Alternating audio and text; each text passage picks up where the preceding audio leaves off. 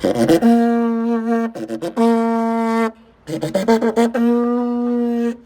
afternoon and welcome to Book and Puppet Company's Story Hour at beautiful Easton Center Square, where there's a lot of work going on. So much work is happening. Did you see all these work signs back? There's these orange cones, and there's a big digger back there that pushes dirt, and there's a big hole in Center Square. What is going on here at Center Square? Well, I can tell you something. Sometimes somebody has to do a lot of work, and if they have a machine, that helps. But sometimes you might not have a machine. You might have to do it with your hands. And this book, which is called Manjhi Moves a Mountain by Nancy Churnin, with illustrations by Danny Popovici. This is about somebody who has to do a lot of work and does a lot of digging and has no big machine to help him. And his name is Manjhi. And if you want to come to the story hour, just come right around, because we're going to be reading this story about how somebody does all the work and no machine is there. They just do it. And here it goes. Manjhi moves a mountain. And by the way, this is Asian American Pacific Islander month, and so we're having story hours with books that are set in Asia or that have Asian Americans. And this one is set in India. And there's a lot of people in the United States who have family in India, like our Vice President Kamala Harris has family who's in India right now. So this book is called Manjhi Moves a... Oh, look, the digger is moving! Did you see the digger is moving back there? See, that is a big machine. You don't always have a machine when you have to do some digging, though. Okay, here comes the book. Deep in the heart of India, a mighty mountain separated two villages. On Manjhi's side, nothing grew. People were hungry. Children gave up walking the 40 long miles to school on the other side of the mountain. Did you ever have to walk 40 miles to go to school? Adults groaned on the jagged, long climb to plow the fields or shop at the market. Did you ever have to walk 40 miles to go to the market? On the other side of that mountain, rice and wheat flowered and flourished. People's bellies were full and their pockets jangled with money. And here you can sort of see that here's the mountain, and here's the side of the mountain where nothing grows and where people don't have enough food, and here's the side of the mountain where food is growing and everyone has money and they can go to school and get enough to eat and everything's fine. See, the only difference is there's a mountain in between. 40 miles to get to the market or to go to school. That's a really long way to go, especially if you have to walk. Every day, Manjhi paused at the top of the mountain. See, there's the mountain, and here's the very top, and there's Manjhi. Every day, Manjhi paused at the top of the mountain to catch his breath. Can you catch your breath? Because he had to walk up a mountain. He paused at the top of the mountain to catch his breath and gaze at the two villages. There's the village that he left, and there's the village that he's going to. See, there's the village that he left, and see, here's the village that he's going to. Why should some people have so much and others so little? Why? See, on this side they have there's a cow and a pig, and they have all the food, and they have a lot on this side. No, It's very dry and they don't have as much food. They do have a dog though, but the cow looks like it's very hungry. The cow didn't have enough grass on this side. On this side, the cow had enough grass, so its ribs aren't showing. Why should some people have so much and others so little? And here's Manjhi, and look at his face. You can see that Manjhi, he has a kind of worried look on his face, like he's just trying to figure this out, because this does not make any sense. Manjhi tried to think of an answer as he made his way down the mountain to plant and harvest on the other side. And here he is, here's his thinking process. This is kind of what he's thinking about while he's walking. Did you ever try to think about something while you're just walking? Like, that's a good time to just think about things when you're walking. If only the two villages were closer. If only the road between them was easier. If only there were a way to move the mountain.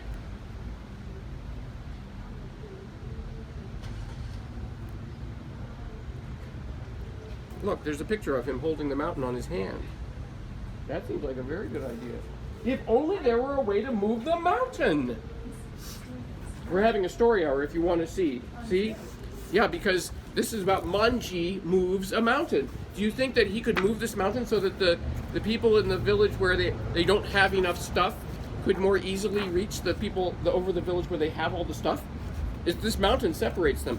So it's if only the two villages were closer, if only there were a way to move a mountain. Do you know how to move a mountain? Do you know how to move a mountain? There's kids on Facebook. Frustrated. Okay, frustrated, he picked up a stone and threw it down. Crack! He saw a sprinkle of powder. He knelt down and felt it between his fingers. That was it! What was it? Manjhi hurried to his hut to search for something to trade. He had nothing anyone would want except 3 goats. He gently looped ropes around their necks and searched until he found someone who would trade a worn hammer and chisel for them. And here he is walking with his goats. 1, 2, 3. Oh, they're such cute goats. He's going to trade them for a hammer and a chisel. A chisel is like a pointed metal stick. He hurried back to the top of the mountain. He positioned the chisel. He aimed. He swung the hammer. Clink! See, there's Manjhi, and he's got his hammer, and he just went to the top of the mountain, and he swung his hammer. Can you make a clink? Clink! Very good. Powdered rock and tiny chips sprayed. Over and over, Manjhi swung until it was too dark to see. Clink, clank, clunk. Can you do it? Clink, clank, clunk. Why is he doing that? Why is he hammering at the top of the mountain with it? His sweaty, throbbing fingers rubbed the rough rock. He felt a dent. It was small and bumpy, but... You want to say but? But it was there. 2 inches. 3 inches. His shoulders ached. Oh, he keeps going clink, clank. Do you want to do it? Clink, clank, clink, clank, clink, clank, clink and clank. Clink, can you do it? Clink, clank, clink, clank, clink and clank and clank. I know, it's in the stars, too. His shoulders ached, his head pounded, but, you want to say but? But his heart was lighter. He picked his way down the mountain and across the dark path. He tumbled into bed. Why do you think he's banging with his hammer on top of the mountain? That's kind of weird. All too soon, a rooster crowed. Can I hear a rooster? Did you make that? Manjhi rubbed his eyes. His hands were raw with blisters. Still, he climbed up the mountain. He gripped the hammer and pounded the chisel for hours. Hold, aim, swing.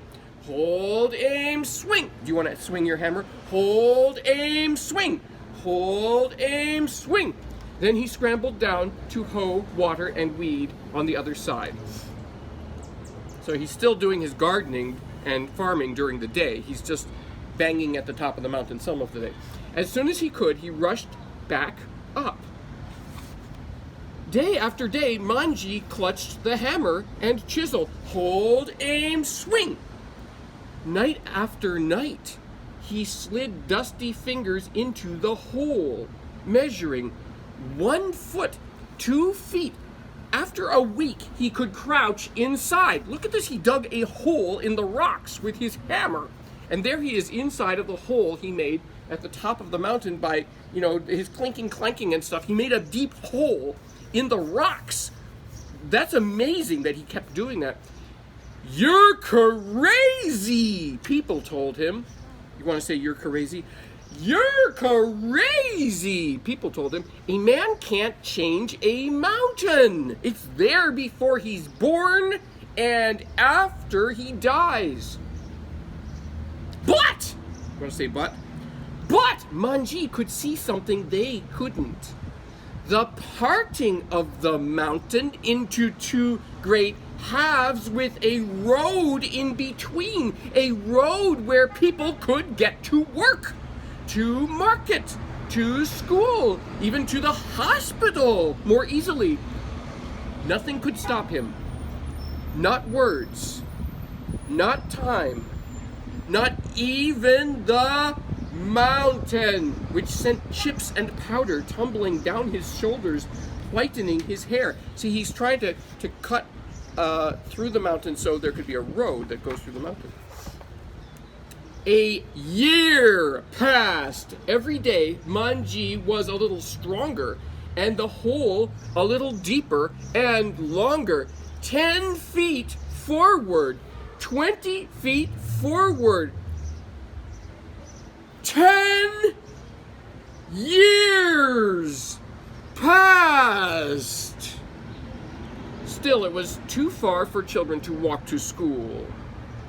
The sick often couldn't get to the clinic in time, and the villagers spent countless hours climbing to work in the fields and shop in the market. But Manjhi didn't slow down. Hold, aim, swing. Do you want to do it? Hold, aim, swing. Hold, aim, swing. He pushed forward 30 feet forward, 50 feet forward. The sides of the hole towered over his body. He's actually cutting like this huge hole into the top of the mountain. He's trying to make... After 15 years, people started to see what he had seen. Adults who had been children when he began marveled. Children who had never known a time when he wasn't striking the mountain watched in awe. I can't believe that he's still doing it. Look, they're even playing. The kids are playing like they can do it too. Would you do it too? See, now he's older. He has a big beard and he has a white hat. And the kids all love him because they know what he's doing. 100 feet forward, 200 feet forward. Now each time he returned to his task, Manjhi could see that helping hands had made the hole a little longer than he'd left it. Oh, some people are helping him. He found food waiting for him too. Baskets of warm roti dripping with melted ghee. Tins of spicy dal tickled his nose. Once he unwrapped a cloth to find a shiny new hammer and chisel glinting in the sun.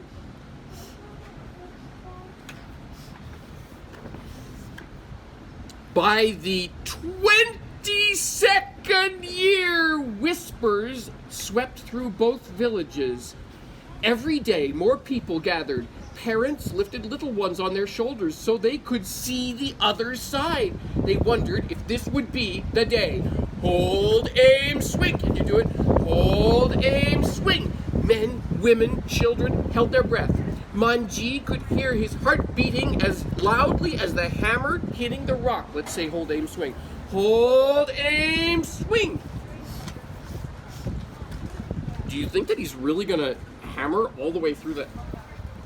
Swoosh! Where once a mighty mountain stood, there was nothing but open space and broken rocks. What? It took him 22 years. Look at this!